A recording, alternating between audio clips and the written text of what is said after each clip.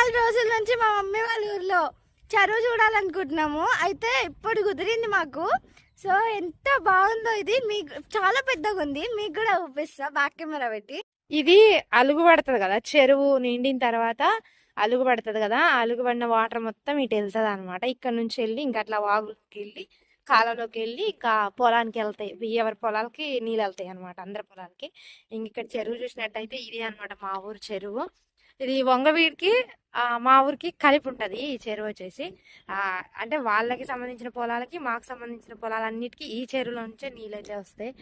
పిల్లలు చాలా రోజుల నుంచి అడుగుతున్నారు చెరువు చూడాలి చెరువు చూడాలని. బట్ లక్కీగా ఈ రోజు అయితే కుదిరింది.